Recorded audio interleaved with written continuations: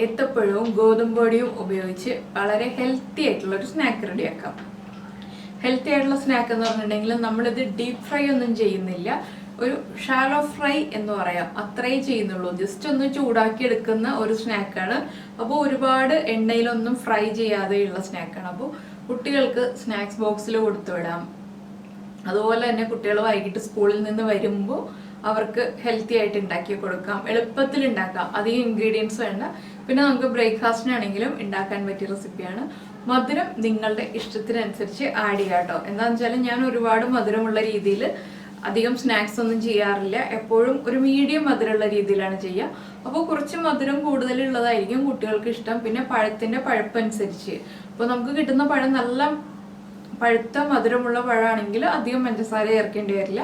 പഴുപ്പ് കുറച്ച് കുറഞ്ഞ പഴമാണെന്നുണ്ടെങ്കിൽ കുറച്ച് പഞ്ചസാര ചേർത്തിട്ട് തന്നെ ഉണ്ടാക്കുക. അപ്പോൾ ഈ ഒരു സ്നാക്ക് നിങ്ങൾ എന്തായാലും എല്ലാവരും ഒന്ന് ഉണ്ടാക്കി നോക്കൂ. ബ്രേക്ക്ഫാസ്റ്റ് ആയിട്ടോ ഈവനിങ് സ്നാക്കായിട്ടോ എപ്പോഴാണ് നമുക്ക് സമയമുള്ളതെന്ന് വെച്ചിട്ടുണ്ടെങ്കിൽ ഒന്ന് ഉണ്ടാക്കി കൊടുക്കുക കുട്ടികൾക്ക് എല്ലാവർക്കും. കുട്ടികൾക്ക് മാത്രമല്ല, വീട്ടിലെല്ലാവർക്കും ഉണ്ടാക്കി കൊടുത്താൽ ഇഷ്ടമാവുന്ന ഒരു സ്നാക്കാണ്. പിന്നെ എന്താണെന്ന് വെച്ചിട്ടുണ്ടെങ്കിൽ ചെറിയൊരു ചൂടോടെ തന്നെ കഴിക്കാം. അപ്പോൾ നമ്മൾ ഉണ്ടാക്കി വെച്ചിട്ട് ചൂട് മാറിപ്പോയിന്നുണ്ടെങ്കിൽ വീണ്ടും ഒന്ന് ചൂടാക്കി എടുക്കണം എന്നേ ഉള്ളൂ. അതിൽ കുഴപ്പമൊന്നുമില്ല. അത് നമ്മൾ ഉണ്ടാക്കുന്ന പാനിൽ തന്നെ വെച്ചിട്ട് ജസ്റ്റ് ഒന്ന് ചൂടാക്കി എടുത്തിട്ടുണ്ടെങ്കിൽ ആ ചെറിയ ചൂടോടെ കഴിക്കുമ്പോഴാണ് ഈ ഒരു സ്നാക്കിന്റെ കറക്റ്റ് ടേസ്റ്റ് അറിയാൻ പറ്റുള്ളൂ. നന്നായിട്ട് ചൂട് മാറി കഴിച്ചിട്ടുണ്ടെങ്കിൽ അത്ര ടേസ്റ്റ് ഉണ്ടാവില്ല.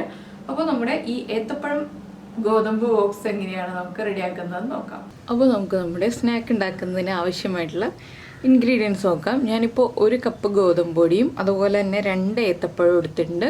ഇതിലേക്ക് കുറച്ച് റൈസിൻസ് ആഡ് ചെയ്യുന്നുണ്ട്, അതുപോലെ തന്നെ കുറച്ച് കാഷ്യൂ നട്ട് ആഡ് ചെയ്യുന്നുണ്ട്. ഇത് ഓപ്ഷണലാണ്, താല്പര്യമുണ്ടെങ്കിൽ ചേർക്കാം. പിന്നെ വേറെ ഏതെങ്കിലും ഡ്രൈ ഫ്രൂട്ട്സോ നട്ട്സോ നമുക്ക് താല്പര്യമുള്ളത് ആഡ് ചെയ്യാം കേട്ടോ. ഇപ്പോൾ ഡേറ്റ്സ് ആഡ് ചെയ്യാം, അതുപോലെ തന്നെ നമ്മുടെ കറുത്ത മുന്തിരി ഉണ്ടല്ലോ അത് ആഡ് ചെയ്യാം, ആൽമണ്ട്സ് ആഡ് ചെയ്യാം, അതൊക്കെ നമ്മുടെ ചോയ്സാണ്. പിന്നെ കുറച്ച് പഞ്ചസാരയും നെയ്യും വേണം, ഒരു 2 പിഞ്ച് ഉപ്പും വേണം. എന്താണെന്ന് വെച്ചാൽ നമ്മൾ ഈ പഞ്ചസാരയും കൂടി ചേർത്തിട്ടാണ് ഈ ഏത്തപ്പഴം ഒന്ന് വഴറ്റിയെടുക്കുന്നത്. അതുപോലെ തന്നെ ഗോതമ്പ് പൊടിയിൽ താല്പര്യമുണ്ടെങ്കിൽ പഞ്ചസാര ചേർക്കാം. ഞാനിപ്പോൾ ഒരു 1/2 ടീസ്പൂൺ പഞ്ചസാരയെ ചേർക്കുന്നുള്ളൂ, ഒരുപാട് മധുരമായി പോവാതിരിക്കാൻ വേണ്ടിയിട്ട്. നിങ്ങൾക്ക് താല്പര്യമുണ്ടെങ്കിൽ മാത്രം ചേർക്കാം, ഇല്ലെങ്കിൽ 1 പിഞ്ച് ഉപ്പ് മാത്രം ചേർത്തിട്ട് നമുക്ക് ബാറ്റർ മിക്സ് ചെയ്തെടുക്കാം. അപ്പോൾ ആദ്യം നമുക്ക് ഏത്തപ്പഴം ഒന്ന് കട്ട് ചെയ്യാം. അപ്പോൾ നമ്മൾ ഏത്തപ്പഴം എടുക്കുമ്പോൾ ശ്രദ്ധിക്കേണ്ട ഒരു കാര്യം എന്താണെന്ന് വെച്ചിട്ടുണ്ടെങ്കിൽ, ഇത് കണ്ടോ, ഓവറായിട്ട് അങ്ങോട്ട് പഴുപ്പ് കൂടിയ പഴമല്ല ഞാൻ എടുത്തിട്ടുള്ളത്, ഒരു മീഡിയം പഴുപ്പേ ഉള്ളൂ. ഓവറായിട്ട് പഴുപ്പായിട്ടുണ്ടെങ്കിൽ കൂടുതൽ ഉടഞ്ഞു പോവും. അപ്പോൾ നിങ്ങൾക്ക് ഉടഞ്ഞു പോയിട്ട് കുഴപ്പമൊന്നുമില്ല എന്നുണ്ടെങ്കിൽ അങ്ങനെ കൂടുതൽ പഴുത്ത പഴം എടുക്കാം. ഞാനിപ്പോൾ ഒരു മീഡിയം പഴുപ്പുള്ള പഴമാണ് എടുത്തിട്ടുള്ളത്. ഇതുപോലെ തൊലി മാറ്റി എളുപ്പത്തിൽ എടുക്കാൻ പറ്റിയ പാകത്തിൽ പഴുപ്പ്, അതായത് തൊലിയുടെ കളർ ബ്ലാക്കായി പോവാതിരിക്കുക, അത് മാത്രം നമ്മളൊന്ന് ശ്രദ്ധിച്ചാൽ മതി. അപ്പോൾ ഇതുപോലെ നീളത്തിൽ 4ആയിട്ട് ഒന്ന് കട്ട് ചെയ്യുക. അതിനുശേഷം നമുക്ക് ചെറിയൊരു കനത്തിൽ മുറിച്ചെടുക്കാം. ഒരുപാട് തിക്കായിട്ട് മുറിച്ചിട്ടുണ്ടെങ്കിൽ പഴം വഴറ്റിയെടുക്കാൻ കൂടുതൽ സമയമെടുക്കും. ഞാനിപ്പോൾ ഇതുപോലെ 4ആയിട്ട് മുറിച്ചിട്ടുണ്ട്. ഇനി സാധാരണ നമ്മൾ പഴം കട്ട് ചെയ്യുന്ന പോലെ അങ്ങോട്ട് കട്ട് ചെയ്യാം. ഈ ഒരു തിക്നെസ്സിലാണ് നമ്മളിപ്പോൾ നമ്മുടെ പഴം മുറിച്ചെടുത്തിട്ടുള്ളത്. അപ്പോൾ ഇതുപോലെ ഞാൻ ഈ പഴം മുഴുവൻ കട്ട് ചെയ്യട്ടെ, 2 പഴവും. അപ്പോൾ നമ്മളിപ്പോൾ നമ്മുടെ പഴം മുഴുവൻ കട്ട് ചെയ്ത് കഴിഞ്ഞു. ഇനി നമുക്ക് ഈ കാഷ്യൂ നട്ട്സും ഒന്ന് കട്ട് ചെയ്തെടുക്കാം. എന്താണെന്ന് വെച്ചിട്ടുണ്ടെങ്കിൽ ഈ ഒരു വലിപ്പത്തിൽ തന്നെ ചേർത്തിട്ടുണ്ടെങ്കിൽ നമുക്ക് കഴിക്കുമ്പോൾ അത്ര സുഖം ഉണ്ടാവില്ല. അപ്പോൾ ഒന്ന് ചെറുതായിട്ട് കട്ട് ചെയ്തിട്ട് ചേർക്കുകയാണെങ്കിൽ കുറച്ചുകൂടി നന്നായിരിക്കും. റൈസിൻസ് കട്ട് ചെയ്യേണ്ട, ആൽമണ്ട്സ് ആണെങ്കിലും ഇതുപോലെ തന്നെ ഒന്ന് കട്ട് ചെയ്തെടുക്കുക. അപ്പോൾ നമ്മുടെ കാഷ്യൂ നട്ട്സ് എല്ലാം നമ്മൾ കട്ട് ചെയ്ത് വെച്ചു. ഇനി നമുക്കിതിലേക്ക് വേണ്ട ബാറ്റർ റെഡിയാക്കാം. ബാറ്റർ റെഡിയാക്കാനായിട്ട് അപ്പോൾ ഞാൻ ഈ മിക്സിയുടെ ജാറിലാണ് നമ്മുടെ ബാറ്റർ റെഡിയാക്കാൻ പോകുന്നത്. ഇതുപോലെ തന്നെ വേണമെന്നില്ല, നമുക്കൊരു ബൗളിൽ മിക്സ് ചെയ്താലും മതി. ഒരു ബീറ്ററോ അല്ലെങ്കിൽ ഒരു ഫോർക്കോ യൂസ് ചെയ്തിട്ട് മിക്സ് ചെയ്യാം. ഇതാകുമ്പോൾ എളുപ്പത്തിൽ മിക്സ് ആയി കിട്ടും.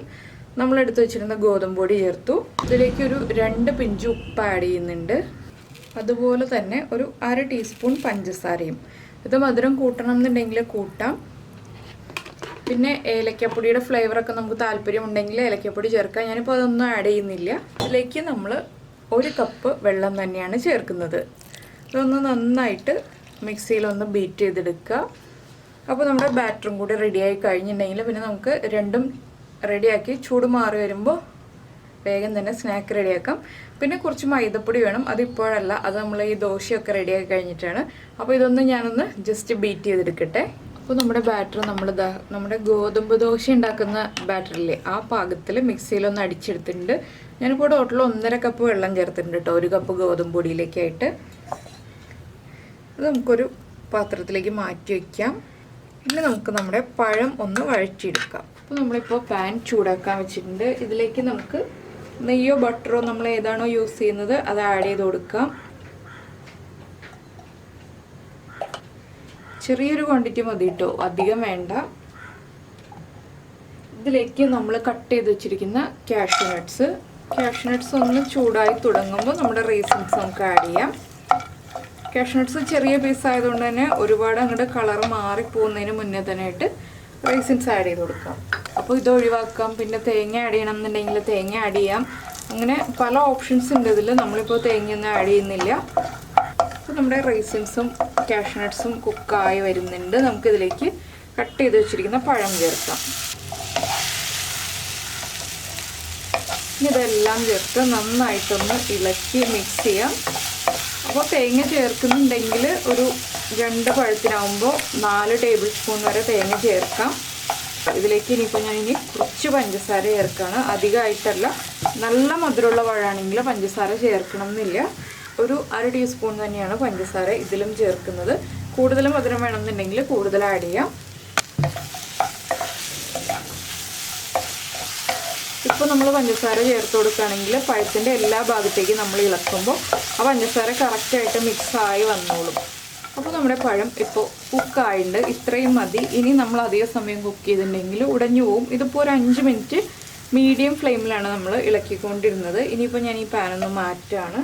ഇപ്പോൾ നമ്മുടെ പാൻ ചൂടായിട്ടുണ്ട്. ഞാൻ ഇതിലേക്കും നെയ്യ് തന്നെയാണ് അപ്ലൈ ചെയ്ത് കൊടുക്കുന്നത്.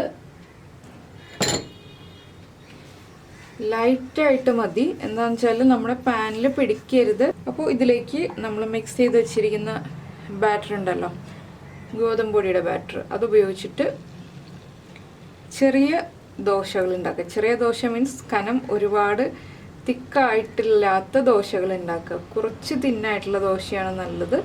ഒരുപാട് തിക്കായി പോയിട്ടുണ്ടെങ്കിൽ നമുക്കത് ഫോൾഡ് ചെയ്തെടുക്കുമ്പോൾ പൊട്ടിപ്പോവും. അപ്പോൾ ഈ ദോശയൊന്ന് കുക്കായി വരട്ടെ. നമുക്കൊന്ന് അടച്ചു വെച്ച് കുക്ക് ചെയ്തെടുക്കാം. പിന്നെ ഈ ദോശകൾ ഉണ്ടാക്കിയിട്ട് നമ്മൾ ശ്രദ്ധിക്കേണ്ട ഒരു കാര്യം എന്താണെന്ന് വെച്ചാൽ, ഗോതമ്പ് ദോശയാണ്. നമ്മൾ ദോശ കുക്ക് ചെയ്തിട്ട് ഒന്നിൻ്റെ മേലെ ഒന്നായിട്ട് വയ്ക്കുകയാണെന്നുണ്ടെങ്കിൽ ഒട്ടിപ്പിടിക്കും. അപ്പോൾ സ്പ്രെഡ് ചെയ്ത് വയ്ക്കുക. കുറച്ച് വലിയൊരു പ്ലേറ്റിൽ ഒന്ന് സ്പ്രെഡ് ചെയ്ത് വയ്ക്കുക. ഇതാ ഒരു സൈഡ് കുക്കായിട്ടുണ്ട്. നമുക്ക് അടുത്ത സൈഡിലേക്കും കൂടി തിരിച്ചിടാം.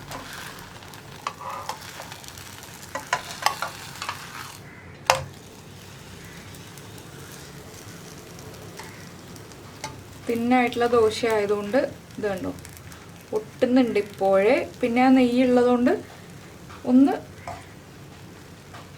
മൊരിഞ്ഞ് വന്നു കഴിയുമ്പോൾ, നിങ്ങൾക്ക് മൊരിച്ചെടുക്കണം എന്നുണ്ടെങ്കിൽ മാത്രം കേട്ടോ, കുറച്ചൊന്ന് മൊരിഞ്ഞ് വന്നു കഴിയുമ്പോൾ തമ്മിൽ ഒട്ടാതിരിക്കും. ഞാൻ അധികം മൊരിച്ചെടുക്കുന്നില്ല. എന്താണെന്ന് വെച്ചിട്ടുണ്ടെങ്കിൽ ഇത് കഴിഞ്ഞിട്ട് നമ്മൾ വീണ്ടും കുക്ക് ചെയ്യുന്നതാണ്.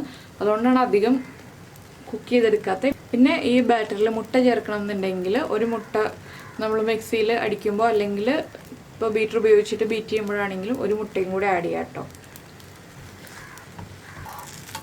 ഞാനിതൊന്നുകൂടി തിരിച്ചിടാം കേട്ടോ. എനിക്കിങ്ങനെ ഒട്ടിപ്പിടിക്കുന്ന പോലെ ഇരിക്കുന്നത് ഒട്ടും തന്നെ ഇഷ്ടമല്ല. അപ്പോൾ അതുകൊണ്ട് ഒന്നുകൂടി ഒന്ന് തിരിച്ചിടുന്നുണ്ട്. അപ്പോൾ നമ്മുടെ ഇതാ ഈ ഒരു ദോശ റെഡി ആയിക്കഴിഞ്ഞു. ഞാനിതൊരു പ്ലേറ്റിലേക്ക് മാറ്റാണ്.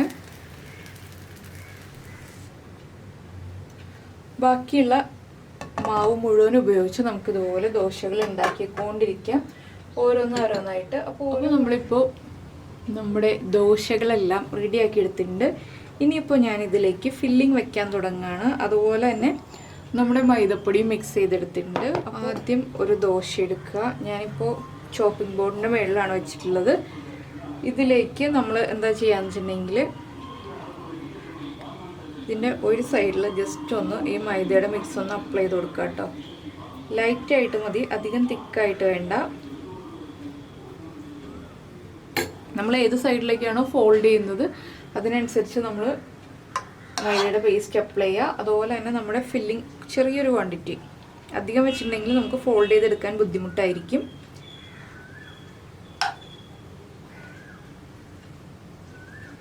അതുപോലെ നടുഭാഗത്തേക്ക് വെച്ച് കൊടുക്കുക. ഇനി നമ്മൾ എന്താ ചെയ്യാന്ന് വെച്ചിട്ടുണ്ടെങ്കിൽ, ഞാൻ ഈ സൈഡിൽ നിന്നാണ് ആദ്യം ഫോൾഡ് ചെയ്യുന്നത്. അതിനുശേഷം ഈ സൈഡ്, നമ്മൾ ഈ മൈദയുടെ പേസ്റ്റ് അപ്ലൈ ചെയ്ത സൈഡ് ഇങ്ങോട്ട് ഫോൾഡ് ചെയ്തു. ഇതൊന്ന് ഒട്ടിച്ചു കൊടുത്തു. അപ്പോൾ നമ്മൾ നെയ്യൊക്കെ അപ്ലൈ ചെയ്തുകൊണ്ട് ഇല്ലെങ്കിൽ ഒട്ടി കിട്ടില്ല. ഇനി ഈ സൈഡിലും നമ്മുടെ മൈദയുടെ പേസ്റ്റ് ഒന്ന് അപ്ലൈ ചെയ്ത് കൊടുക്കണം.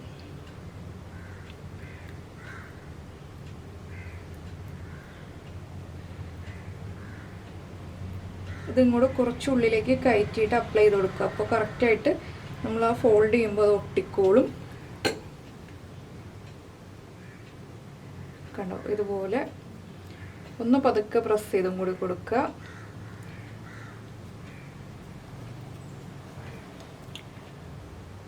അപ്പോൾ ഇതാ നമ്മുടെ ഒരു സ്നാക്ക് റെഡിയായി. ഇതിനി നമുക്കൊന്ന് ജസ്റ്റ് ഒന്ന് ചൂടാക്കി എടുക്കണം. ഈ മൈദയുടെ പേസ്റ്റൊക്കെ ഒന്ന് കുക്കാവാൻ വേണ്ടിയിട്ടാണ് നമ്മൾ ചൂടാക്കി എടുക്കുന്നത്. അപ്പോൾ നമ്മളതൊരു ഗസ്റ്റിന് സെർവ് ചെയ്യാനാണെങ്കിൽ ഇതുപോലെ ചെയ്യാം. ഇല്ലയെന്നുണ്ടെങ്കിൽ മൈദയുടെ പേസ്റ്റ് അപ്ലൈ ചെയ്യാതെ ദോശയുടെ ഉള്ളിൽ ഫില്ലിങ് വെച്ചിട്ട് മടക്കി കുട്ടികൾക്ക് കൊടുക്കാം. അപ്പോൾ തുറന്നു പോവും. ഇതാവുമ്പോൾ നമുക്ക് എടുത്തു വെച്ചാലും തുറന്നു പോവില്ല. അപ്പോൾ ഉടനെ തന്നെ കഴിക്കാനാണെങ്കിൽ ഇതുപോലെ ചെയ്യണമെന്നില്ല, ഫോൾഡ് ചെയ്ത് മാത്രം എടുത്താൽ മതി. നമുക്ക് കുറച്ച് സമയം കഴിഞ്ഞിട്ട് അല്ലെങ്കിൽ കുട്ടികളുടെ സ്നാക്സ് ബോക്സിലൊക്കെ കൊടുത്തു വിടാനാണെങ്കിൽ മാത്രം ഇതുപോലെ ഒന്ന് ചെയ്തെടുക്കുക. അപ്പോൾ ഇതുപോലെ എല്ലാം നമുക്ക് റെഡിയാക്കി എടുക്കാം. അപ്പോൾ നമ്മളിതാ വീണ്ടും പാൻ ചൂടാക്കിയിട്ടുണ്ട്. അതുപോലെ തന്നെ ഞാൻ ഉണ്ടാക്കിയ സ്നാക്സൊക്കെ ഇതുപോലെ ഒരു പ്ലേറ്റിലേക്ക് വെച്ചിട്ടുണ്ട് കേട്ടോ. എന്താണെന്ന് വെച്ചിട്ടുണ്ടെങ്കിൽ നമുക്കിതൊന്ന് ജസ്റ്റ് ഒന്ന് ചൂടാക്കി എടുക്കാനാണ്. അപ്പോൾ വീണ്ടും നെയ്യ് അപ്ലൈ ചെയ്ത് കൊടുക്കാം.